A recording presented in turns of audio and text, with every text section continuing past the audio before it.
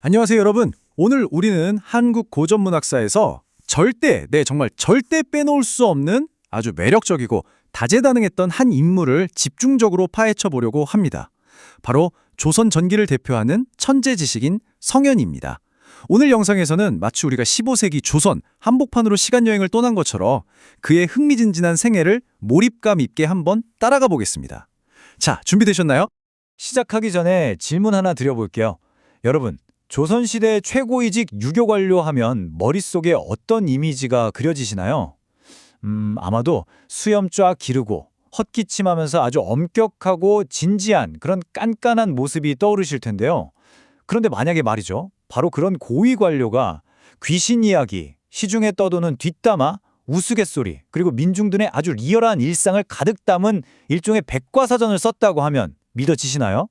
네, 그럼 첫 번째로 조선의 르네상스맨 성현이라는 인물에 대해 알아보겠습니다.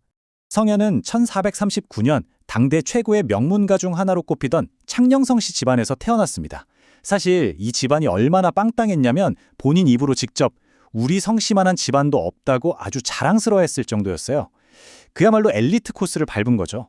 이렇게 든든한 배경 덕분에 그는 어릴 때부터 당대 최고 학자들에게 학문을 깊이 있게 배웠고요. 그뿐만 아니라 예술, 음악, 글쓰기까지 다방면에서 타고난 감각을 뽐내며 성장했습니다. 자, 이제 두 번째 파트, 성현의 생애와 발자취를 쭉 한번 따라가 보겠습니다. 이분의 이력을 우리가 익숙한 만 나이로 한번 살펴볼까요? 확 와닿으실 겁니다. 먼저 1462년 만 23세라는 정말 파릇파릇하고 젊은 나이에 과거에 급제하면서 관직에 딱 진출합니다. 그리고 만 29세 때는 명나라 사신으로 가면서 국제감각까지 키우죠. 이후 만 49세에는 평안도 관찰사, 만 54세에는 경상도 관찰사라는 어마어마한 요직을 거칩니다.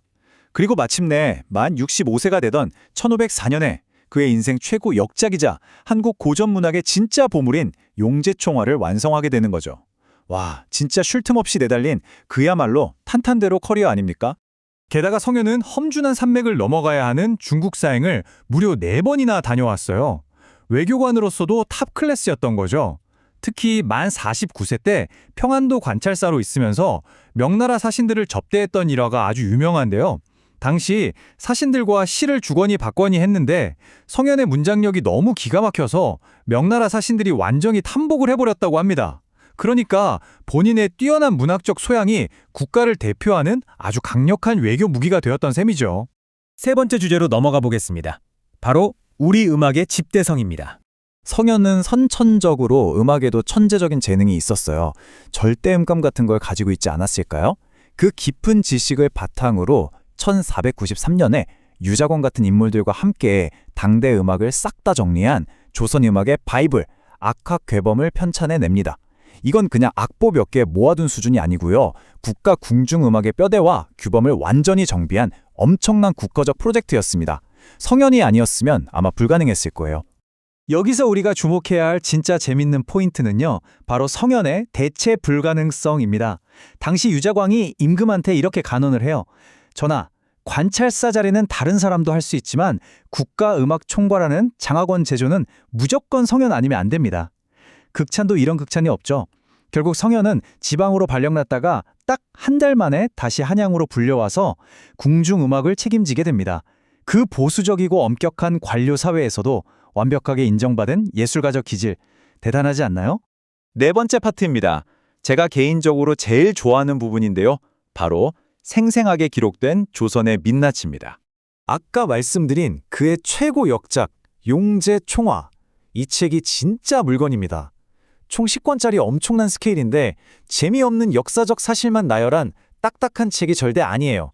시중에 도는 전설, 소설, 우스갯소리, 풍속, 심지어 관청 관료들끼리의 은밀한 뒷이야기까지 15세기 조선 사회를 완전히 생생하게 담아낸 파노라마입니다. 본인은 그냥 심심풀이로 읽을만 하다고 겸손하게 말했지만 오늘날 우리에게는 그 시대 사람들의 진짜 생활상을 보여주는 절대 대체 불가능한 귀중한 문헌이 된 거죠. 그리고 이 책 안에는 한양의 풍경 묘사가 아주 기가 막히게 들어있습니다. 성현이 뽑은 한양 최고의 명승지가 삼청동, 인왕동, 백운동 이런 곳들이었거든요. 책에 보면 맑은 샘물이 쏟아져 나오고 흐르는 물이 맑고 돌은 희어 선경이 완연하다라고 적혀 있는데 이 섬세한 묘사를 보다 보면요. 600년 전 그가 감탄하며 거닐었던 그 핫플레이스가 지금 우리가 데이트하러 가는 그 삼청동 골목이랑 크게 다르지 않구나 싶어서 시대를 초월하는 감동이 싹 밀려옵니다. 자, 근데 충격적인 기록도 하나 있어요. 바로 직장인들 길을 쫙 빼놓는 기상천외한 신고식 신참례 문화입니다. 당시 규율이 가장 엄격해야 할 사원부의 신고식이 제일 지독했다는데요. 신입 관료한테 무거운 나무 석가래를 들게 하고요. 연못에 밀어넣어서 그 귀한 관복 3호로 물고기를 잡게 만들었대요. 심지어 부엌벽에 있는 거미를 손으로 잡게 해서 손이 까매지면 그 더러운 물을 마시게까지 했다고 하니까 와, 요즘 같으면 당장 뉴스에 날 엄청난 악습이죠. 성현은 이런 우스꽝스럽고 어두운 일상의 이면까지 기록으로 고스란히 남겨 고발했던 겁니다. 또 성현은 백성들 사이에 떠도는 속담이나 유머에도 엄청난 애정이 있었어요. 하나 들어보실래요? 아침에 마신 술은 하루의 근심. 안 맞는 가죽씨는 1년의 근심. 성질 나쁜 아내는 평생의 근심이다. 하하, 이거 완전 뼈 때리는 말이죠? 고고한 최고위층 양반들 귀에는 좀 저급하게 들렸을지 몰라도 성현은 이런 말들 속에 인생의 진짜 진리가 담겨있다고 생각했어요. 평범한 백성들의 투박하지만 재치 있는 지혜를 진심으로 존중했던 아주 멋진 분이었죠. 마지막 5번째 주제, 열린 마음을 가진 유학자 성현의 세계관을 들여다보겠습니다. 그 당시 다른 조선시대 유학자들은 어땠을까요? 체면 엄청 따졌죠? 그래서 유교적 이념이나 도덕에 딱 맞는 예쁜 내용만 싹 필터링해서 기록으로 남겼어요. 하지만 성현은 달랐습니다. 있는 그대로 쓸 뿐 절대 지어내지 않는다는 철칙 하나로 당시 사회의 민낯을 가감없이 폭로하듯 기록했습니다. 불교를 철저히 배척하던 시대였는데도 스님들과 교류한 걸 당당히 적고 어우동 사건 같은 대형 스캔들이나 심지어 좀 수위가 높은 음란한 이야기까지 검열 없이 그대로 남겨둔 거예요. 성현의 이런 열려있는 쿨한 마인드를 가장 잘 보여주는 한마디가 있습니다. 바로 이겁니다. 음식과 남녀 관계는 인간의 큰 욕망으로 누구에게나 존재 있는 것이다. 와, 도덕이 곧 법이던 팍팍한 성리학 시대에 인간의 가장 본능적인 욕망을 있는 그대로 인정했다니 정말 놀랍도록 현대적이고 자유분방한 지식인이라는 생각이 절로 들지 않으시나요? 하지만 이렇게 멋진 삶을 살았던 성현도 죽고 나서는 참 억울한 일을 당했습니다. 그가 세상을 떠나고 딱 몇 달 뒤인 1504년 말에 조선의 갑자사화라는 끔찍한 피바람이 불어닥치거든요.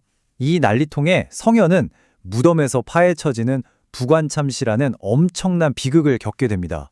하지만 여러분, 진짜 진실과 훌륭한 업적은 절대 영원히 묻히지 않는 법이잖아요. 훗날 그의 명예는 완벽하게 회복되었고 깨끗한 관리의 상징인 청백리로까지 뽑히면서 그의 찬란했던 학문과 예술적 업적은 다시 역사 속에서 반짝반짝 빛나게 됩니다. 자, 오늘 조선의 르네상스맨 성현의 진짜 다채로운 삶을 한번 짚어봤는데요. 마지막으로 이 질문을 하나 던지며 오늘 영상을 마무리할까 합니다. 만약에 지금 우리 시대의 고위공직자가 우리의 생활상 좀 찔리는 부조리한 관행, 뒷골목을 소문까지 어떤 정치적 이념이나 체면, 필터링 하나도 없이 정말 있는 그대로 정직하게 쫙 기록해서 책으로 낸다면 훗날 미래 사람들은 우리 시대를 과연 어떻게 평가할까요? 꾸밈없는 진실의 가치를 600년 전 미리 일깨워준 성현. 오늘 이 시간을 통해 그의 매력적인 생애와 용재총화에 대해 조금 더 찾아보시는 계기가 되었길 바랍니다. 끝까지 함께해 주셔서 감사합니다.